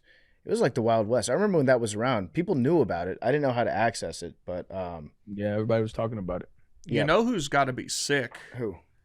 People who paid 1,000 Bitcoin for something in 2012, and now it turns out they paid $1 billion to have somebody killed, or drugs, or whatever. Yeah, or people that like bought a pizza. Yeah. For a couple Bitcoin, and they spent like $1 million on that pizza. Yeah. They got to be sick. NFL playoffs. We're talking about NFL playoffs? You bet we are. Get in on the action at DraftKings Sportsbook, an official sports betting partner of the NFL. Scoring touchdowns is key to winning in the NFL playoffs, and the key to you scoring big is betting on them at DraftKings, the #1 place to bet touchdowns. Ready to place your first bet? Try betting on something simple like a player to score 6. Go to the DraftKings Sportsbook app and make your pick. Here's another reason to watch your favorite players crush it in the playoffs. New customers bet $5 to get $200 in bonus bets instantly. Score big during the NFL playoffs with DraftKings Sportsbook. Download the DraftKings app and use code MACRO, that's code MACRO, for new customers to get $200 in bonus bets instantly when you bet just $5. Only on DraftKings Sportsbook. The crown is yours. PFT had to dip, but he's playing Mafia. I think he calls it, what's he call it? Werewolf. Werewolf. And so we're just gonna finish up our little discussion on the deep web. No, the dark web. Both. Yeah, both. And honestly, when he's talking about, there is, I guess, a difference, but it's not really that different. My understanding is all of the dark web is part of the deep web. Not all of the deep web is part of the dark web. It's a square rectangle situation. There you go. I think that's a great way to put it. The last little thing we had on our sheet from our researcher. Shout out to Mike. Shout out to Mike. The dark web has a lot of its own criminal empires before being seized in April 2022. Russian cybercrime syndicate Hydra accounted for 80% of the dark net market related cryptocurrency transactions. The net worth of over 5.2 billion. Hydra has since been replaced by aspiring darknet overlords, OMG, Black Sprut, Mega, Solaris, and Kraken. So it's like PFT alluded to in our interview coming up with Carl Miller, who is an investigative journalist who kind of infiltrated the dark and deep web for, I guess, criminal activity, murder for hire plots, which is pretty interesting interview, man. It's crazy the amount of stuff he did, but it's kind of like PFT alluded to. It's gonna be a lot of whack-a-mole. Something goes down, something else pops up. That's kind of humanity. They're gonna find a way to do bad shit. But here is the interview with Carl Miller, who has a podcast on a lot of his endeavors in the dark web investigation, which led him to some murder for hire plots. All right, welcome on a very special guest on Macrodosing. It is Carl Miller, and he's got a podcast called Kill List. You can find it on Wondery and Novel. And you went, I don't know if it's appropriate to say you went undercover in the dark web, or you did 4 years of investigation and you uncovered a lot of murder for hire gone wrong. I guess there's no real murder for hire gone right schemes, but you you intercepted a bunch of them, and now you've got a podcast about it, and it led to 34 convictions over 19 countries, including in the UK and the US, and prison sentences totaling over 150 years. So, Carl, I guess right off the bat, what got you interested in exploring these types of operations on the deep web? Well, I was somewhat reluctantly pulled into this, if I'm honest with you. I'm not really drawn to these kind of particularly dangerous investigations. I'm quite mild-mannered. So I was initially writing a book, and it's going to sound like very, very think tanky, because that's what I am. It was a book about how power was changing digital age. I spent a year like traveling around the world, and I lived in a political technology commune, and I went out to South Korea to meet people that never leave their houses. They live their whole lives online. And one of the kind of areas in the book that I was really trying to understand how power was shifting around in was crime. So I was trying to get to know both cyber criminals, people that investigate cybercrime, and the police. So I spent a bit of time embedded in a cybercrime unit in the police here in the UK. And I was also kind of being passed, as it kind of happens in this world, passed from person to person, kind of contact to contact, like trying to creep my way towards cyber criminal fraternities and also people that research it. And one of these people that I was brought into contact with is called Chris. He's a darknet investigator and a hacker. Don't think he would mind me calling him that. And it was really him that was trying to peel away these layers to understand what was going on the darknet. We both had seen these assassination markets, and Chris kind of began to bring me into it when we began to learn more and more about what actually was happening within them. Interesting. So just in my, I guess this is just a generalization I have, but I tend to think that cyber criminals are always like 15 steps ahead of law enforcement, because the people that are like about that culture and innovating and like exploiting parts of the internet that other people don't even know exist, like it's going to take law enforcement years to catch up to whatever it is they're doing. Is that a generalization that you found to be accurate? No, it isn't. No, I think because eventually they were all caught, or very likely. So I think some subcriminals can be extremely stupid and very sloppy and quite lazy, and can be caught, and plenty of them are now in prison. And kind of police forces can be extremely inept, and sometimes they were super suspicious of me as a journalist and a writer. And one of the threads in the podcast is this quite difficult relation and unanticipated kind of difficult relationship that I have with lots of police forces. We can go into that if you want, but I think a lot of what they did was poor and kind of self-defeating. But actually, one of the big heroes in the story is the FBI, believe it or not. I mean, they step in right at a moment when our investigation felt like it was falling apart, and they were really good at basically drawing out people that were trying to use these sites to have other people killed. Yeah. So tell me about these sites. Tell me like how they get started. How you would even go about setting up a web. Yeah. Real quick, but before you do that, I do want to touch on what you said, because I think that's really important. Kind of your quarrels with the police stations that you came across before we get into like the website stuff, because I think that distinction you just drew between the police and the FBI is kind of a big deal. Sure. Well, we're leaping around the chronology a bit, but let me do that, and then I'll talk about the site. So Gotcha. basically, the investigation revealed these orders that people had gone on the darknet and believed that they had placed in secret to a mafia group to have someone killed. That's what we found. And initially, I go to the UK police, horrified with this and having absolutely no idea what to do with it. And I say, hey, I think that this is like serious threat to life. Like these are sustained, determined attempts to have someone killed. And like they have like your address, like your car registration, like how you get to work, like when you're leaving house in the morning. Sometimes these orders had like updates, like daily updates of where these people are, and payments, thousands of dollars, sometimes tens of thousands of dollars. And I handed it all to the police, and the UK police basically chose not to investigate. And so we took this like very heavy decision because we're the only people that could see these orders, basically. We'd found this vulnerability in the site. We'd kind of wiggled through it. So these aren't like forum messages. They're not stuff that people are like putting out there on the public internet. They think this is all entirely secret. So we kind of took this heavy decision to kind of reach the people on what we call the kill list, this kind of list of targets ourselves, and then bring in the police.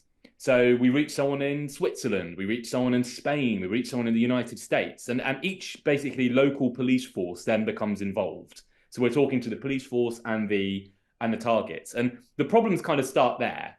So initially, many of these local police forces either alleged, like explicitly to the targets, or suggested later that I had or my team had set up these sites ourselves to get a story. That we were scammers and that we were lying. So that was one body of problem. They were very suspicious of us. Like they really didn't assume that we had gone into this in any kind of good faith. They thought that we were kind of poorly motivated one way or another. But then the bigger problem really was, and the more widespread problem, was a bit later down the line when we had maybe 20 or 30 of these different investigations all running. And the size of this was really surprising. And we were having to deal with all of these in parallel. The problem was that each of these police forces at that point, many of them had actually arrested someone. So they had someone in a prison cell and they were under tons of pressure to get that person into a courtroom and secure a conviction. And their problem was that I and my team were the only people that they could bring in that courtroom to basically prove to a judge or a jury, hey, here's how we got these messages. Like, this is why this isn't a random Word document. This is why this has actually been drawn out of these sites. And we couldn't do that. We could not step into any courtroom because the moment we did, it would be in the news. We knew there would be journalists writing all of this up. Then our access to the site would be made public. And the person running the site, who is this kind of shadowy Romanian cybercriminal group and person called Eura, they would know we were in.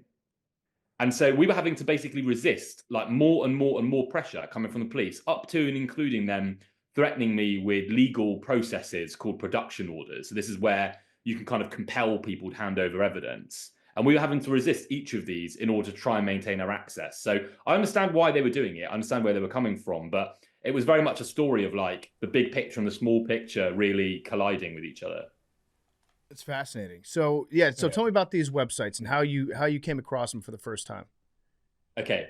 Well, to explain the darknet to everyone that might not have gone on there, and it's still surprising like how few people do, and it's very hard, by the way, for anyone listening to this to navigate safely around the darknet. I'm scared of the darknet. I just hear the term darknet and I'm like, I don't know. I feel like I open up the darknet and then my computer just has a bunch of demons coming through it, and then I get arrested. That's my understanding of the darknet. Well, I mean, that's not a bad place to start. Now, technically, it's super easy to access. So anyone can do it. You can do it right now. You can download a free browser called Tor, or the Onion Router, which was made by the US Navy, believe it or not.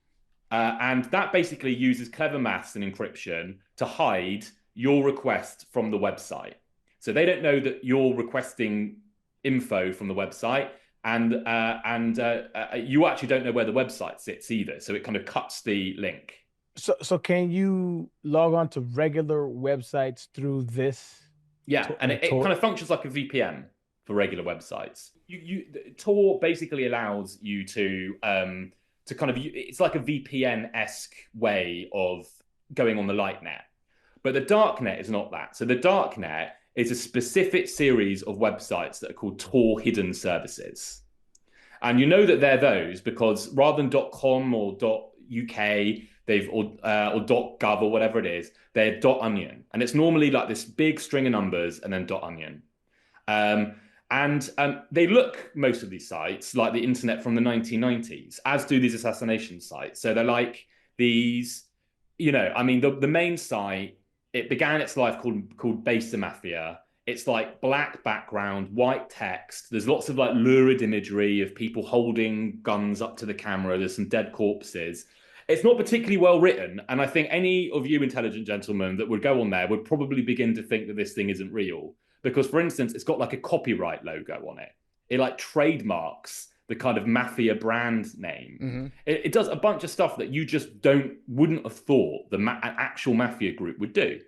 But the site does this, and it invites you to kind of log in. So you create a username and a password and log in. And the basic pitch of it is, hey, we're the mafia.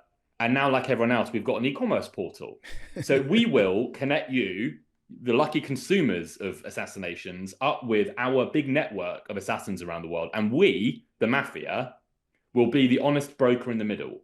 So we will keep your money safe, and we're only going to release it once you're happy that the assassination has been delivered. So like eBay, right? Like a kind of honest middleman, like kind of brokering between two parties that don't necessarily trust each other. And that's the pitch. So you log in, and then there's like, these online order form boxes where you like load in the image and the address of the target, and you pay in Bitcoin, and there you go. You think that your order's been sent. And what we had done is basically break into those sites. So Chris, the darknet investigator that had first actually pointed these sites out to me, he had found a mistake with the way in which these sites operated. And that allowed him to get into the back end and to see all the orders that were being sent and quite a lot of other information as well. That's fascinating. That's crazy that the mafia thought that they could set up a website. Now, do you think that whoever the group is that set up these websites, were they actually intending to fulfill these orders, or were they just trying to take money from people and steal Bitcoin and not actually kill anybody? Well, I do remember the kind of fateful, kind of horrific morning when Chris told me what he'd found. And it was during COVID. It was kind of early 2020. And like, I remember being in my house and coming on the Zoom call with Chris and a couple of producers. And Chris had kind of just outlined in kind of this quite garbled technical way that I only like began to slowly understand that he's broken into the site. But then he sends over these kill orders. And I remember like flicking through them, like reading them really quickly, like what on earth is this? And we didn't have any way initially of triaging or sorting them all out. So there's loads of like spam and nonsense and all kinds of stuff sat in there. But what began to dawn on me pretty quickly was, if there are hitmen out there, these are the most incompetent hitmen ever known in organized crime. Because every single order, they kept getting lost, or like losing their weapons, or like failing to find the target, or the target was surrounded by bodyguards, which seemed a bit improbable given these were basically normal people. I don't know why they had like a kind of close body protection team. Right. But each time they were like, you need to send out better hitmen. And basically it was a scam. There was no darknet hitmen out there. There was just this kind of upsell attempt where they would extort as much money as they possibly could. And sometimes actually would turn around after a bit and be like, hey, this is a scam, and then try and extort even more money out of them to not reveal the identity of the orders to the police. By the way, it wasn't the mafia. We kind of began to dig into also who was running the site and all the administrators, and I'm pretty confident this was not an actual Mexican cartel, right, or the Sinaloa mafia or anything like that. This was a Romanian cyber criminal group that were basically scammers. Did you ever think about the idea that the Romanian cyber criminal group, in this circumstance, if you look big picture, they're just stealing money from bad people that wanted to kill people in their lives? Like, did the Romanian cyber criminal people, were they committing a crime that you feel should be punished by stealing Bitcoin from people that wanted to commit violent murders? Good question. Yeah, not really. And this was exactly their justification. So at the beginning of all of this, Chris not only hacked into their site, and by the way, this is why cyber criminals aren't all like these coding masterminds.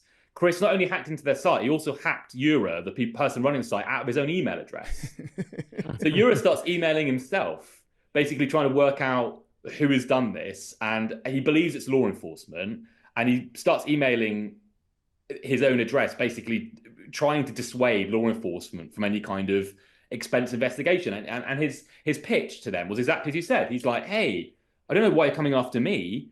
All I'm doing is taking money away from serious criminals. Also, I'm reducing their trust in hitmen in general, so they're less likely to find another source. Right. And I think that's all to some extent true. But what's also true is that he didn't lift a finger to help any of these people that were listed on the site. And that's what we also knew to be true from the beginning, is that despite the fact there were no hitmen out there, the people that were logging in and spending weeks or even months talking about having someone killed and paying for it and providing pattern of life information and sometimes providing dozens of pages of the most grotesque, lurid justifications, they were in many cases quite dangerous. Yeah, that makes sense.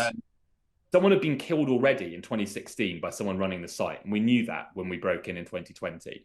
Yeah, so that's a fair point too. What is the going rate for a hitman? You won't believe the sound kind of suspicious right now. Well, I'm just curious to know, from this guy's perspective, you don't want to send out a lowball quote, because then they'll be like, well, wait, it's only $500 to kill somebody. I'd rather pay more. Well, they've actually got a price list, so you're saved that embarrassment.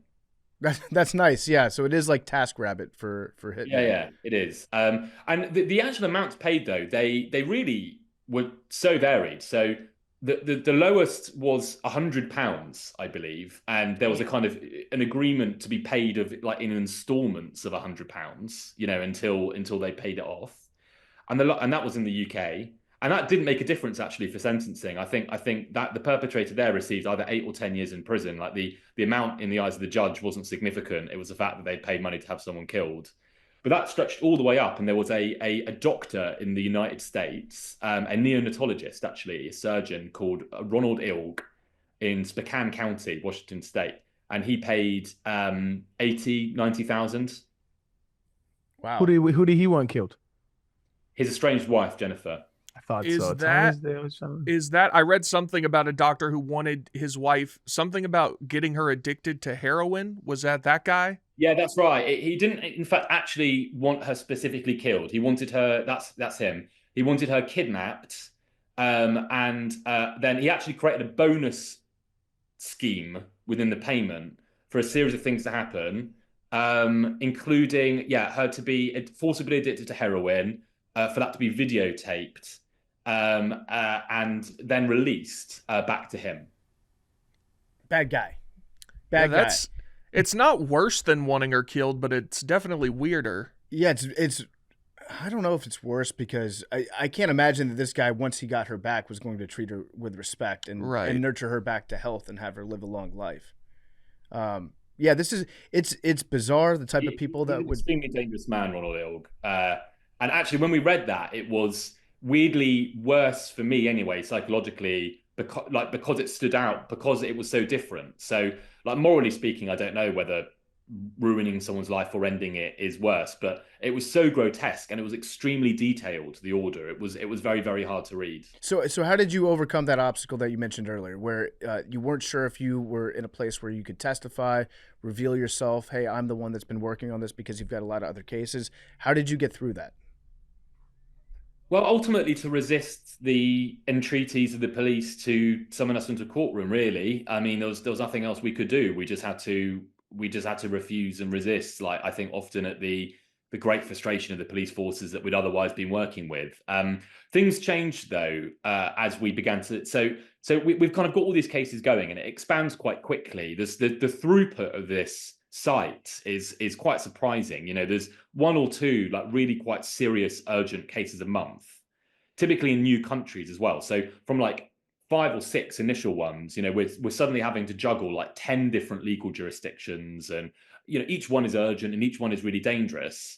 And it all reaches, I think, a kind of moment or kind of apogee where we are really at a breaking point. And that's when we begin this kind of relationship with the FBI.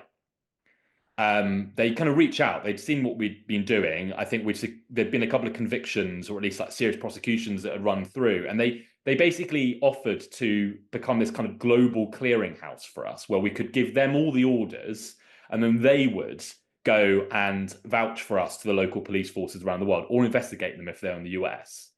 And they were the first time we worked with a police force, I think, that had been really inventive about finding like new ways of getting the evidence they needed without involving us. So they would get, you know, they would pretend to be the hitman. They would literally pretend to be the hitman and meet them and like receive money. Sometimes they would like do Western Union transfers, you know, or like do little top ups in ways that they could trace. You know, they were much better at basically like kind of, you know, developing the evidence they needed. Yeah. So when you found, you know, these clear examples of intent where people were trying to hire a hitman, and you knew who the target was, you knew specifics about them, how quickly after you would intercept those messages would you try to contact the people who were the targets?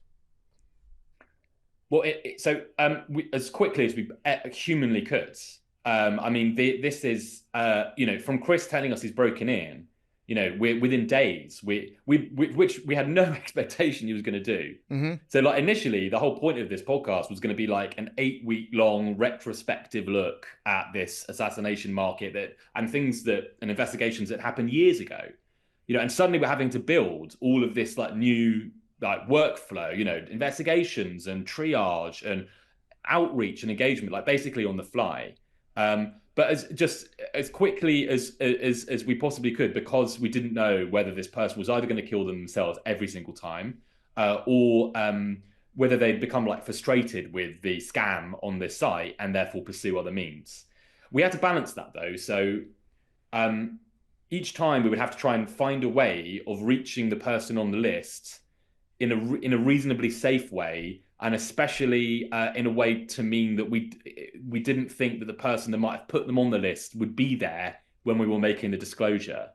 And that was like probably the most terrifying bit, if I'm honest, of the whole investigation, was this like prospect that, you know, whether it was a local journalist that was out there trying to meet them face to face or me phoning them, you know, that it was like that literally the person that was trying to kill him would overhear that call, you know, and in that moment try and take matters into their own hands and so on. Were there any prosecutions that did not work out?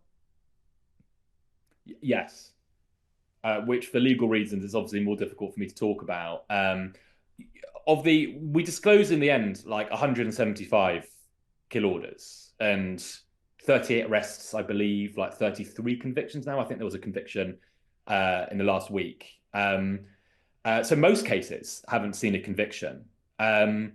Most of the ones that went to trial saw a conviction, although sometimes, like due to the way in which the police investigated, like for instance, like there was a case in Wisconsin where the FBI essentially lied to the perpetrator and told them that the hitman did not read them their Miranda rights, crucially, and kind of told them that there was a hitman out there, you know, and she confessed.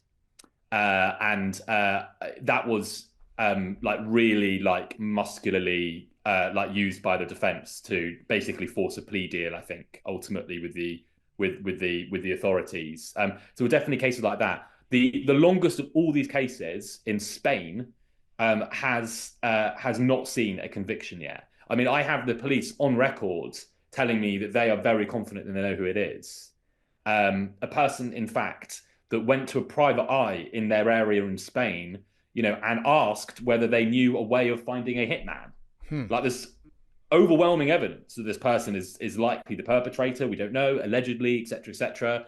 But that hasn't seen a conviction yet. This has to be a project for you where you can't really draw a line between your work life and your personal life, because the subject is so heavy and people's lives might be on the line that, like, every day while you were investigating this, were you waking up and be like, I can't waste any time because I have to just throw myself into this work and try to save these people? Yeah, man. I mean, it was horrendous. I mean, not all of it, not for the 4 years, but there was a kind of patch of time there, kind of throughout 2020 into probably early 2021, where, it was totally haunting. I mean, I had recurrent nightmares. It was very hard to handle. I kept kind of dreaming that one of these perpetrators was kicking the door down of my house, where I grew up. So it is all consuming because like you really don't know. You know that threat's out there, but you don't know what form it's in, and you don't know how urgent it really is. But the moment I think that kind of started that period of time, which was the toughest, was we'd been doing one of the earliest cases was with this woman called Elena in Switzerland. She lives on the kind of outskirts of Zurich. And she was the first person actually that I reached and convinced was genuinely on a kill list. I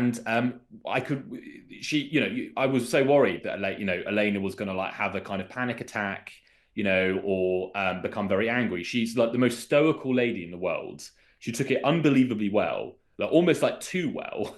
So I like could not convince her to like leave her home.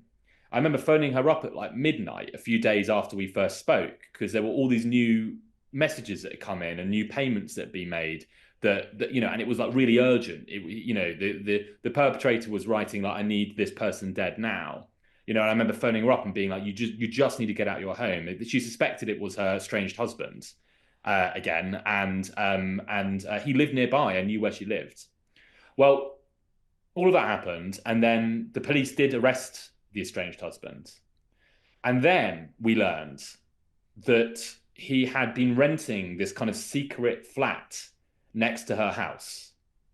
And in this flat, there was Uzis and AK-47 and an Erdogan mask and zip ties and GPS trackers and electronic lockpick and 7 pages of hardware in the police report.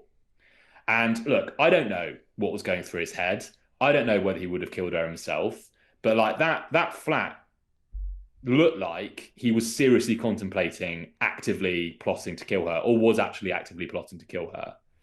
And of course, like you remember that every single new case, every single new investigation, you're like, maybe there's going to be another one of these. Maybe there's going to be another murder flat next door. Yeah. Was It's intense there stuff. was there ever any time that you said you had nightmares about it and stuff, which is obviously understandable just because of the nature of the work, but was there ever a time that you and the people you were working with thought there was any credible, like the mafia knew you guys were in the back end of the website and they had your names or anything like that? Not really. As I said, like the people running the site, I don't think they're like actually the mafia. They're a Romanian cybercriminal group. They're probably quite organized. They're probably quite serious. But our kind of sense of risk from that was very different from like, infiltrating a kind of, a cartel on the Mexican border or something like that. Romanian cybercriminals don't typically reach out to journalists in the UK to hurt them. But to be honest, I mean, like, so there was no like credible threat. No. And there was never a moment when I think we had to respond to a kind of risk, like a concrete risk that we saw in front of us. I mean, of course, like we've all discussed it. I mean, of course, we all were worried, are worried. I mean, there's all these people obviously in prison. They're going to get out. They're going to listen to the podcast as well. But I mean, what do? I mean, like, otherwise you don't do anything. And we were the only people with this list. And, I remember us all discussing it and just thinking, there's no way I can like look myself in the mirror if I don't actually try and help these people. So it just felt like the only kind of action to do. And if that means that there's risk, then so be it, unfortunately. Where do you go? Do you take any kind of security measures right now? Like just If I did, I'm sure I couldn't discuss that on a public Sure. Well, let me know. Yeah. Another question I have is like, what do you see, if any, of the infrastructure surrounding these kind of investigations with authority figures, albeit police or FBI, that needs like bolstering? Because it sounds like it's kind of inept. Yeah, it was. And maybe the kind of, I don't know, the kind of clearest sign of this, or the scariest sign of it, is after we had kind of set this relationship with the FBI, we are still the only group that has like broken into the site. So the FBI will act on the orders, but they, we could not convince anyone to actually break in the site. And I mean, literally years going around to police forces saying, we have this big list of names. There's hundreds of people whose lives might be in danger. I will give you not only the list of names, but also all the information that you need in order to break into the site. And I'm quite lucky in the sense that, I'm on stages and I give speeches to like in front of like very senior police officers and very senior people in the security establishment, in the US, in the UK, around Europe. And I could not convince anyone at all to proactively break into the site. And like, there's a kind of cynical and uncynical way of reading this, I think. The kind of uncynical reading is these cases are spread all the way around the world, and the one thing that police are not very good at is reaching across borders. And I think if there's one bit, by the way, where we need new powers and capability for police, it's there. Like around cybercrime, the evidence is scattered everywhere and the victims are scattered everywhere and the perpetrators are scattered everywhere. And police forces tend to be very, very geographically focused. And, and saying, I've got all these murder cases in countries that it's not your job to protect, I think would be the kind of charitable way of reading why police forces didn't take it on. The uncharitable way is they're already overwhelmed by cybercrime. It's already unbelievably difficult. They already can't handle all the incoming that people have. And, the last thing that any police force wants is another 175 conspiracy to commit murder cases on their book. Like that's the last thing they want for their stats. So that would be the kind of more cynical way of understanding why they didn't proactively do anything. But it should not have been us. It should not have been us for more than a week. In any world that's actually confronting cybercrime properly, in what world would a ragtag group of like a writer, some podcasters, and a hacker be the people that have to kind of carry that responsibility for years on end? I mean, it's just so crazy to me. It was crazy to me then, and now it's, it's still crazy.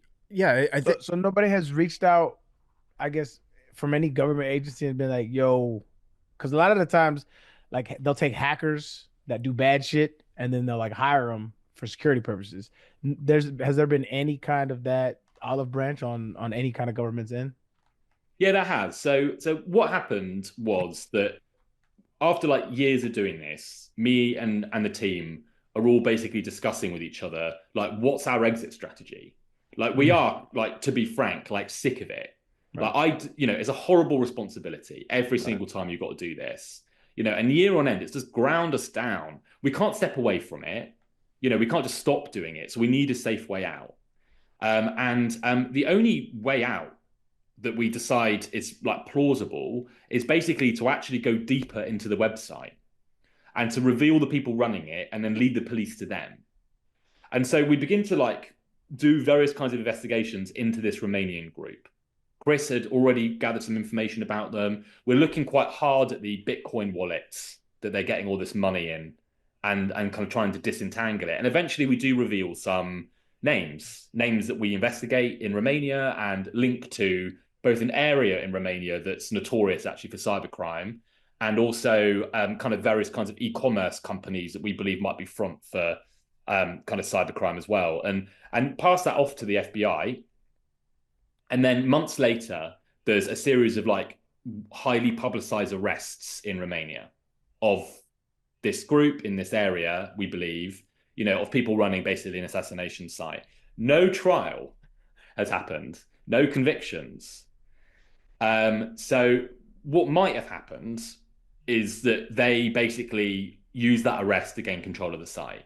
Because what we then saw is a series of arrests that were then happening that we had nothing to do with. So we got locked out of the site. They just as soon as these arrests happened, like literally within days, they find our access and they close it off. And that might have been the police basically locking us out and then beginning to deal with the site themselves. So it eventually did kind of end, and the police eventually did step in, but it took many years and a lot of pushing to get there. But we have had olive branches, and I don't want to like demonize the police, if I'm honest, because there's loads of, we've had loads of investigators that have both listened to the kill list, or done similar work in way less celebrated ways, way less public ways, that do their absolute best in this area. So it's not like it's not individual police often that I think the problem is, and they've reached out to link some of the work that they've done around this to the podcast as well. But yeah, institutionally, things have to change, or we just got to basically accept the fact that we can't enforce the law online, which is a horrendous place to be. In fairness to law enforcement, it does sound like that would be a very time-consuming case to prove on their end, where you have to gather all the forensic data, you have to argue in front of a jury and convince some lay people, like, hey, here's the direct connection, and explain all that technology to them. That sounds like a challenging case. Not to say it shouldn't be investigated and prosecuted, but I do understand how they would be like, oh, goddamn, I have another hitman for hire case coming through Romania. This is going to be a tough one to sell to a jury.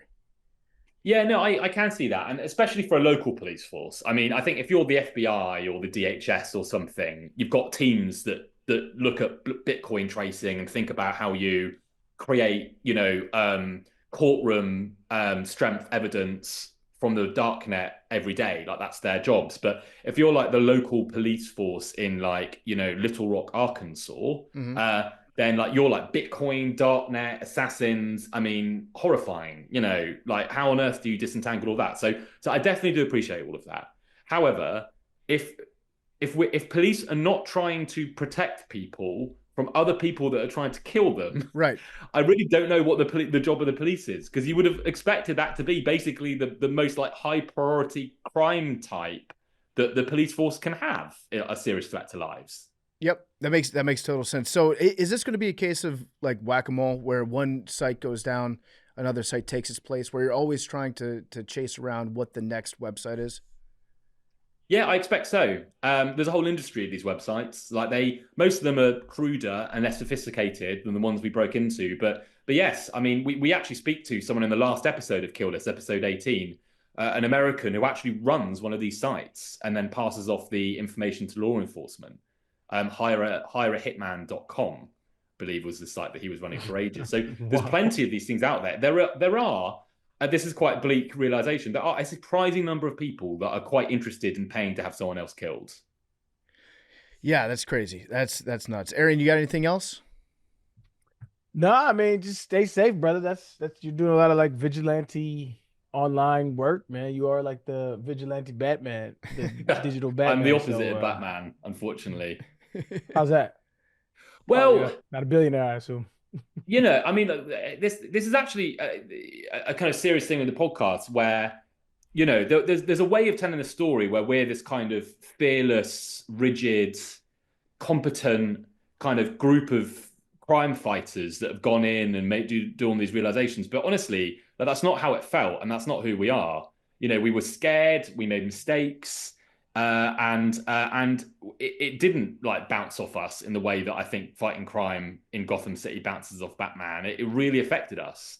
So we're kind of the opposite of a kind of action hero, really. We were just some normal human beings that found ourselves in a very weird and hectic situation. And that is honestly one of the threads and ways that we try and tell that story, to be really honest, because I also think people have some weird expectations around what they think journalists feel or are like when they're in these investigations. And, we're definitely not kind of people that this doesn't affect. Superman was Yeah. a journalist, though. Good point. I would argue that Batman was kind of whack anyway. So yeah, you might be right, man. Yeah, well, I think a lot of normal people would come across something like this and say, this sucks, this is really depressing, I can't believe that humans are doing this to other humans, and then just kind of move on from it. But you guys didn't. You guys did something about it. Yeah. So that's very cool. And Absolutely. go listen to Kill List. It's on Wondery, and Carl Miller, you led the investigation to it with the team. Thank you for joining us on Macrodosing. Is there anything else that you'd like to plug, or anything that you'd like to mention? Any big takeaways from this project that you think it's important that people know? No, thanks, man. This was fun. I enjoyed talking to you all about it, and yeah, all those episodes are obviously there, sat on the internet for anyone that wants to give them a listen. Congratulations on getting those convictions, and good luck. Good luck in the future. Yes, Thanks. all right, that was Carl Miller. Interesting shit, man. Crazy. I say just stay away from it unless you're trying to murder someone. If you are, don't. Yeah, not good stuff. Insane, fam. But yeah, I think that's all on the docket today for the episode. Unless you got anybody got something else? I don't think so. Speak now, forever hold your peace. Until Tuesday. I was All right, gonna y'all. say that same thing. All right, y'all. That is Macrodosing for the day. We appreciate you. We shall see y'all next week on Tuesday. Have a good rest of the weekend, man.